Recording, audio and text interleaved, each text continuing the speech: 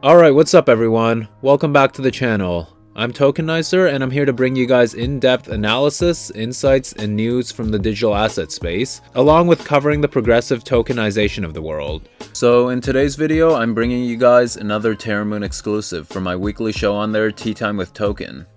And in this week's episode, we talked about some strange transactions that we've noticed with the QNT token that may or may not have had some correlation to the recent price action we've seen. So if you guys want full access to this deep dive, in addition to everything else like Brian's TA, first access to any deep research I find, and my weekly show of Tea Time with Token, where we do a bunch of deep dives into a lot of strong fundamental projects, be sure to check out Terramoon Ventures, and I'll be sure to link it right down below. And as always, if you guys do decide to join, I do have a discount code, which is Tokenicer, for 25% off. And as always, none of what you're about to hear or read, or even what you get if you join Terramoon Ventures, is any form of financial or investment advice, as none of us are financial advisors. But now that we got that out of the way, let's get right into it.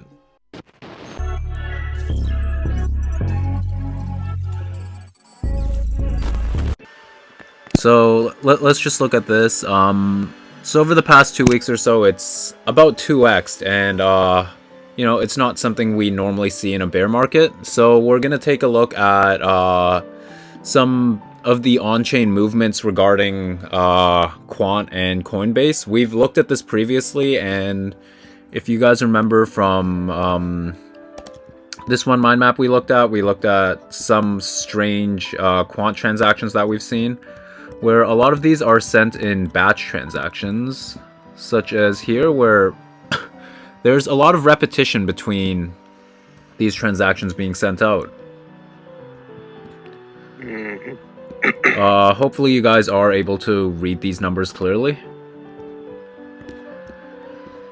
Yeah, and so these wallets are very strange because not only do they have large amounts of transactions, they all hold the same amount of QNT. So 15,461 here, 15,461, and then there's also a set of 14,000 somewhere here, and this set is actually a little larger. And then LCX also has a similar case, but we're going to be focusing on Quant mainly for this tea time. Now, there's been a couple more cases of strange transactions we've seen over the kind of upwards trend. So if we go to the daily now, this trend started around, I want to say June 2nd, and we really saw price action around June 8th to June 9th. And this is where we saw some strange transactions flowing out of Coinbase. So this is what we'll call Wallet 1. If we go here. So you guys don't have to remember the wallet ID for this. I don't expect you guys to, but we're going to be referring to this as Wallet 1 or 0x03. So what do we notice about this wallet? It does actually have some ETH. So in contrast to these other Quant wallets we were talking about, how they literally hold nothing but just copious amounts of Quant, these ones actually held some ETH, and they actually hold nothing now. So why is that? Well, before this, these wallets behaved rather similar to the previous wallets, only there were outbound transactions here. In fact, are you guys able to hear that in the background by any chance? Yeah, I hear that. Alright, I'll close my window. Yeah. Sorry about that. Alright, so we see here, this was the first transaction it had, and it was on the 22nd of 2022, January 18th. Now, this is relatively similar to the dates of these other wallets from, are they in the 15s? So these are also around January, right? So if we go back here, January 18th, it had received 1,000 Quant from Coinbase. Then, pretty much immediately after, so in about 2 minutes, it had sent it to this wallet, 0xCEB. And we've highlighted these here where pretty much every time this is a recurring pattern. So gets the quant from Coinbase. It's a varying amount. So here we see it's 1,000, then it's 150, 300, 1,700, and 1,700 again. And we'll talk a bit more about why these may vary in just a moment. But for now, we see that every single time it sends out 100% of every single quant it has to wallet 2 or 0xCEB. With the most recent one being this one on July 9th, where this is where we saw a fairly big green candle, right? So 16%, 16 to, let's just say 16% move in one day. So let's take a look at wallet 2 now. This is the 0xCEB, remember. Now, with wallet 1, what we noticed is this was just your regular wallet, right? Well, not exactly regular because it's now holding nothing else besides ETH. Though before it was holding quant with some pretty strange behavior. So maybe normal isn't the best word to describe it. But looking at wallet 2, this is a lot closer to a exchange wallet or just a wallet with smart contract functions. Because if we look here, it's actually got a ton of different tokens. It's got Chainlink, Compound, Uniswap, The Graph, CurveDAO, Loopring, ZRX, and a bunch of others. But if we filter it just by QNT tokens, I guess we'll have to go to wallet 1 to do that. So this one, right? This is wallet 2. If we go here, go to their ERC, it's not letting me filter by tokens. Okay, well, we can use this photo as an example. So what do we see here? This is a screenshot of wallet 2's transactions with only quant tokens filtered. And what do we notice? So we're talking about July 9th, right? These are all the transactions within July 9th. And what do we see? It has a very consistent withdrawal amount and sending outbound of 83.860 quant, down to the exact decimal point, just like the ones we saw in the previous breakdowns we've had. And interestingly enough, these are only going to 2 other wallets, and that's 0x503 and 0x08. And if we take a look at the time, these are sent pretty much all within a really relatively similar time. Now, what's a bit strange about this is that it doesn't quite follow the same consistency we saw with the previous quant transactions, where these are actually sent at pretty much the exact same time. So if we look here, for example, these were sent at the exact same second. These ones here also.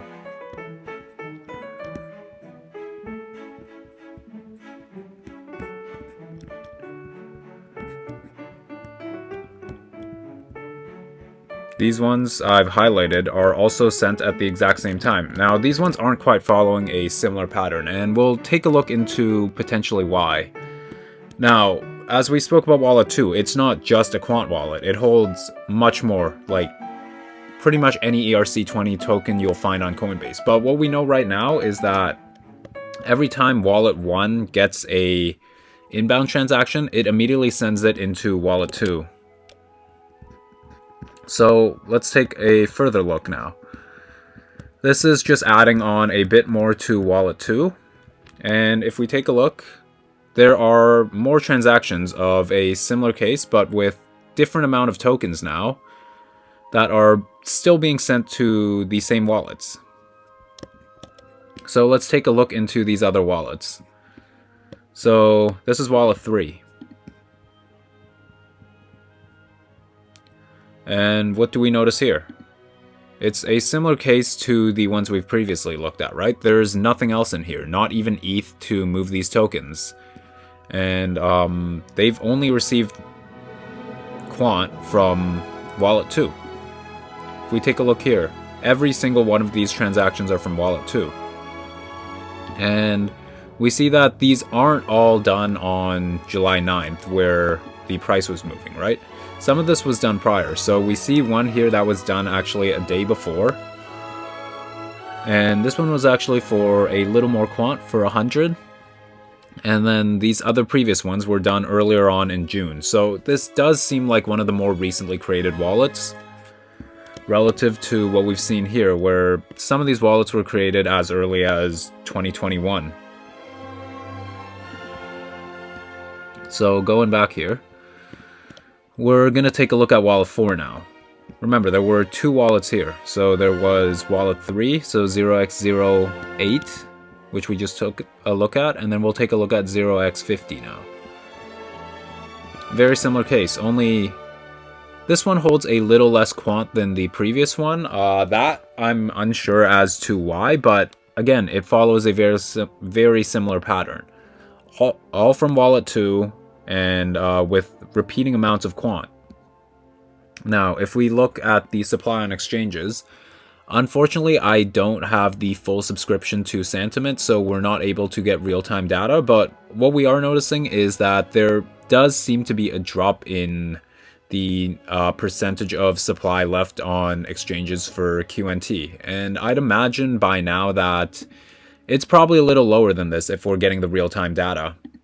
So what we've seen right now is that Wallet 1 funds Wallet 2. Wallet 2 then distributes all these QNT into, well, other wallets that we'll look into in a moment. Some of them do behave just like this, where they just hold quant, like the ones we've seen here, where they only hold quant. But some of these other ones, where if we take a look at here, so this is again Wallet 1. And this does look like it could potentially be to distribute licenses. And we'll look into why. So let's take a look a bit earlier into these distributions. So let's look at March 31st. This was one of the, I don't want to say very recent ones, but one of the more recent ones relative to this wallet's lifetime. So if we look at March 31st,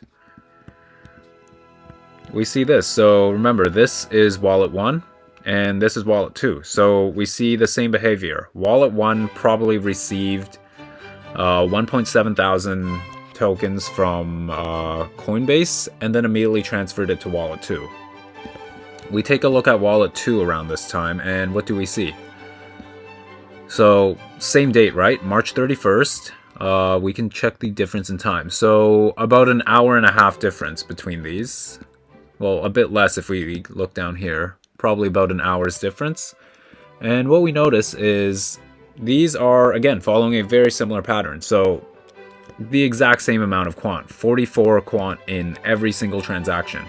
And these are being distributed to a very select amount of wallets. So we see 0x1F1 and we see 0x833.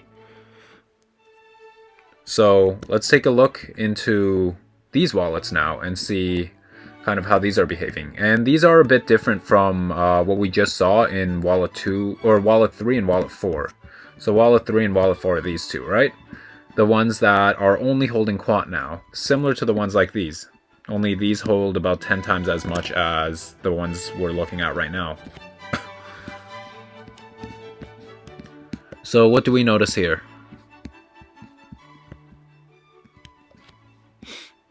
All are from Wallet 2, right? Every single one of these transactions. And they're all 44 quant with a couple exceptions as they kind of begin to rise. But what we notice here is during its most recent transaction, so on May 11th,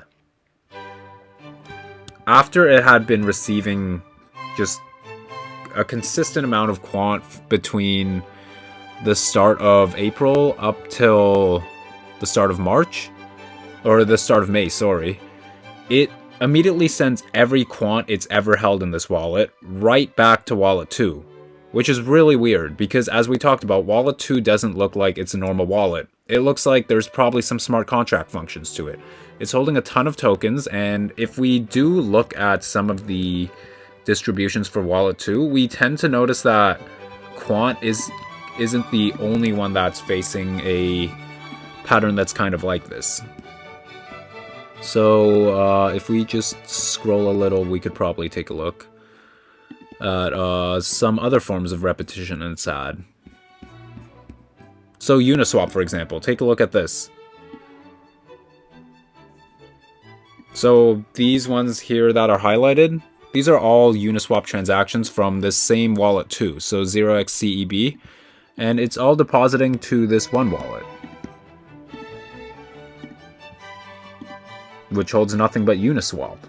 So that's really weird. It's like this wallet has a kind of, you could say it looks like custodial services, but I think there's a bit more to this, given that there's other wallets that are literally funding it and distributing it, and then having this wallet again redistributed. So we see a very similar pattern on Uniswap, right? 14,542 being sent out every single time within a pretty small time span. So wallet 2 is probably not your usual wallet. And we see this with the other wallet that's on here, right? We talked about 0x1F1. This is 0x1F1, and this is 0x833. So 0x833. Same exact behavior. Funds from wallet 2, and then after receiving it for a 2 months or so, it sends everything right back out to wallet 2. Interesting, right? Now, let's take a look at the price in relation to this now. So, around March 31st, this was kind of when prices were kind of sad all around the board. What did we see? We saw about $44 quant and just about... Oh, I might have messed the math up on this actually.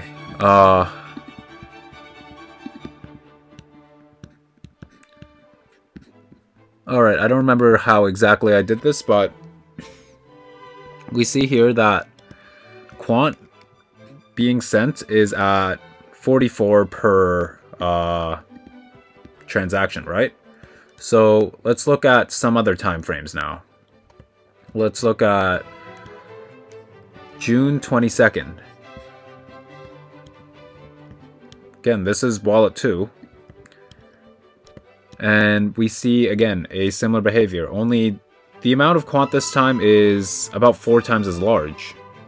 Now, why is that? Well, if we take a look at the price, quant was a bit higher around this time. It was at 55, and each quant being sent was 112 or so, right? So that equals to 6,160. If we look here, this is, again, another wallet 2 kind of interaction, though this is from another wallet. So what do we see here? This is all being funded from wallet 2, but what does it do again? It sends everything right back into wallet 2.